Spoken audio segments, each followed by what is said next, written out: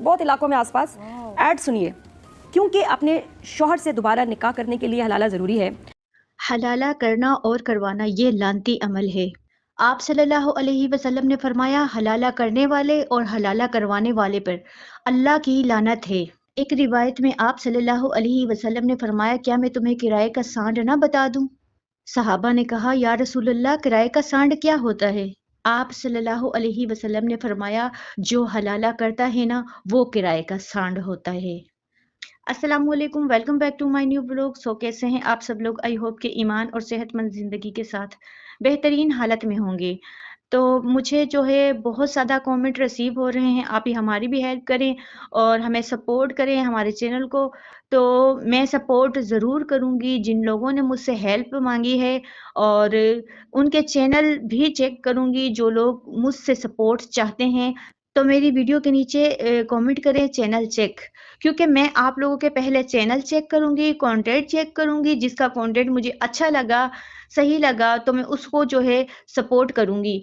और बाकी जिनके कंटेंट में कोई मसला होगा या व्यूज़ क्यों नहीं आ रहे, तो मैं आप लोगों को व्यूज़ लाने का तरीका भी बताऊँगी।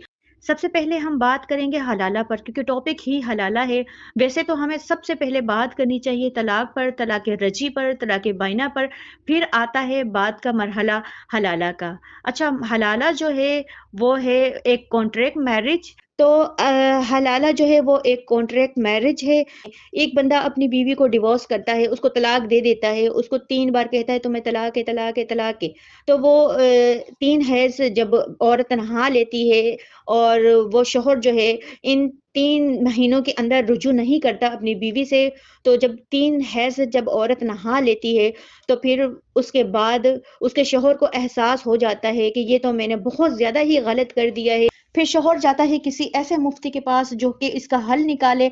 हल फिर क्या निकाला जाता है कि आपकी बीवी का हलाला होगा, जो कि हलाला सेंटर आजकल ओपन हैं। तो वो क्या करते हैं, फिर हलाला करवाता है शौहर अपनी बीवी का।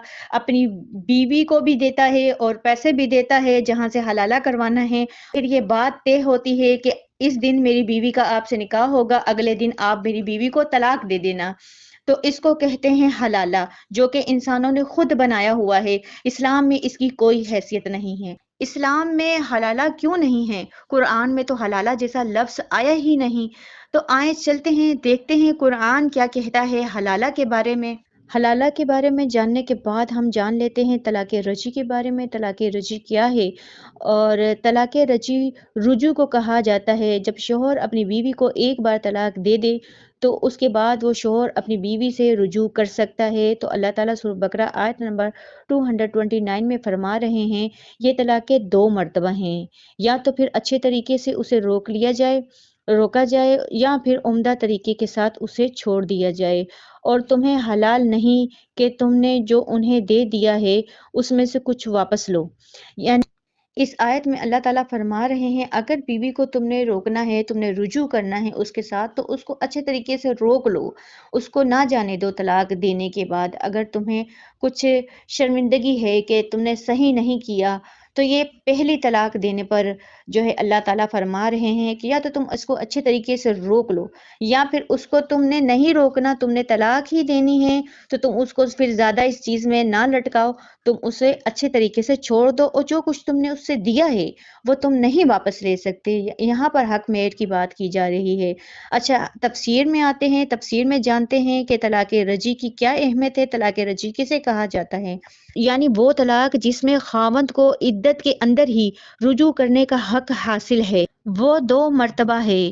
पहली मर्तबा तलाक देने के बाद भी रुजू हो सकता है, दूसरी मर्तबा तलाक देने के बाद भी रुजू हो सकता है, तीसरी मर्तबा तलाक देने के बाद रुजू की इजाज़त नहीं है। यहाँ पर अल्लाह ताला इस आयत में फरमा रहे हैं तलाक़ें 2 मर्तबा है। यानी जब शौहर अपनी बीवी को एक बार तलाक दे देता है, एक महफ़िल में 3 बार तलाक कहता है, तो वो उसकी एक तलाक ही होती है। तो इसको कहते हैं तलाक़ रजी। इसमें जो है बीवी को अपने शौहर के घर ही रहना होता है। अक्सर क्या करती हैं, अपने शौहर का घर छोड़ देती हैं और एक तलाक को ही 3 तलाक़ें समझ लेती हैं, और फिर जो है बात को जो है हलाला तक पहुँचा देती हैं। तो जब शौहर बीवी को एक बार तलाक देगा, تو بیوی شوہر کے گھر ہی رہے گی 3 حیض تک، تاکہ شوہر اس کے اندر اس بیوی سے رجوع کر سکتا ہے۔ اور اس آیت کے دوسرے حصے میں اللہ تعالیٰ فرما رہے ہیں اگر تم نے اپنی بیوی کو نہیں رکھنا تو اس کو احسن طریقے سے چھوڑ دو، اور جو کچھ تم نے اس کو دیا ہے نا اس میں سے تم پھر کچھ نہیں لوگے۔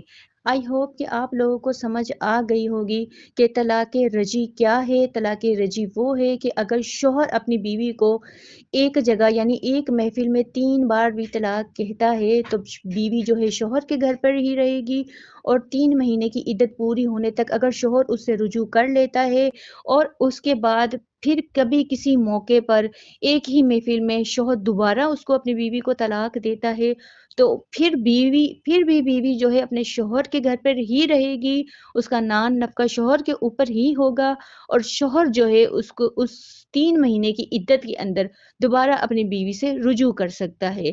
اسی طرح جب شوہر پھر کبھی کسی موقع پر تیسری بار طلاق دیتا ہے نا تو رجوع نہیں ہے۔ تب اللہ تعالیٰ نے یہاں پر سورہ بقرہ آیت نمبر 230 میں فرمایا کہ اس کے بعد تیسری طلاق کے بعد شوہر بیوی کے ساتھ رجوع نہیں کر سکتا، بیوی کو چھوڑ دے گا، بیوی پھر کہیں اور جا کر نکاح کرے گی۔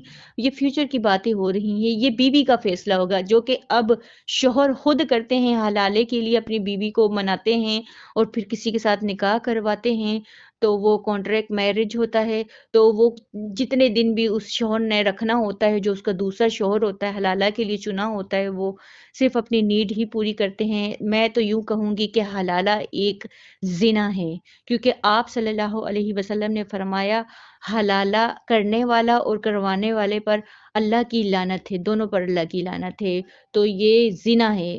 اللہ تعالیٰ کیا فرما رہا ہے سورہ بقرہ آیت نمبر 230 میں کہ اگر بیوی کو تیسری طلاق دے دی ہے تو تم اس کو چھوڑ دو، پھر وہ کہیں اور نکاح کر لے گی بیوی، پھر اس کے بعد اس کے شوہر کے ساتھ بنتی ہے یا نہیں بنتی ہے یہ بیوی کا فیصلہ ہے، اور اس کے بعد اگر شوہر اس کا مر جاتا ہے پھر سے وہ بیوی تنہا ہو جاتی تو اپنے شوہر کے پاس جا سکتی ہے، دوبارہ نکاح کر سکتی ہے۔ تو اللہ تعالیٰ نے ہمیں ان 2 آیتوں میں طلاق دینے کا احسن طریقہ بھی بتا دیا، اور 2 طلاقوں کے بعد رجوع کیا جا سکتا ہے اور تیسری طلاق کے بعد رجوع نہیں ہے۔ زمانہ جہالت میں پہلے ایسے ہوا کرتا تھا کہ 3 طلاقیں نہیں تھی، طلاق ایک ہی تھی، اور ایک طلاق کے بعد شوہر جو ہے 3 حیض کے اندر جو ہے رجوع کر سکتا تھا تو کر لیتا، تو وہ شوہر کیا کرتے تھے کہ بار بار اپنی بیوی کے ساتھ رجوع کرتے تھے، نہ اسے صحیح سے رکھتے تھے نہ اسے صحیح سے چھوڑتے تھے، تب جا کر اللہ تعالیٰ نے طلاق کو 2 مرتبہ کر دیا ہے، اور تیسری مرتبہ علیحدگی اختیار کر لے، اس کے بعد رجوع نہیں ہے۔ اور تیسری بار جب شوہر بیوی کو طلاق دے گا تو اس طلاق کو کہتے ہیں طلاق بائنہ۔ بائنہ کا مطلب ہوتا ہے یعنی کاٹنا، علیحدہ ہو جانا، اس کے بعد رجوع ناممکن ہے، پھر بیوی کہیں اور نکاح کرے گی۔ اور حلالہ جیسا لفظ قرآن میں نہیں آیا ہے، حلالہ کی اہمیت قرآن میں نہیں ہے۔ آئی ہوپ کہ میں اچھے سے سمجھا پائی ہوں آپ لوگوں کو حلالہ کے بارے میں، طلاق رجعی کے بارے میں، طلاق بائنہ کے بارے میں۔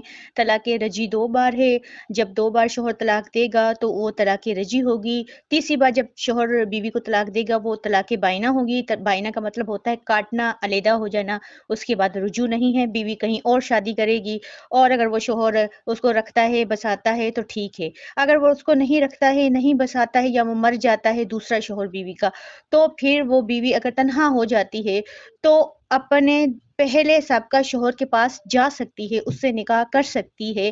اللہ تعالیٰ یہ فرما رہے ہیں سورۃ بقرہ آیت نمبر 230 میں، جہاں پر لوگوں نے آیت نمبر 230 کو غلط لیا ہے اور اس کی غلط تفسیر کرتے ہیں، اور اس کو جو ہے حلالہ کا ٹاپک بنا لیا ہے کہ اس آیت کو لے کر لوگ حلالہ کرواتے ہیں، کہ قرآن سے ہی آیت لیتے ہیں کہ یہاں تو اللہ نے حلالہ کا کہا ہے، حلالہ لفظ آیا ہی نہیں ہے۔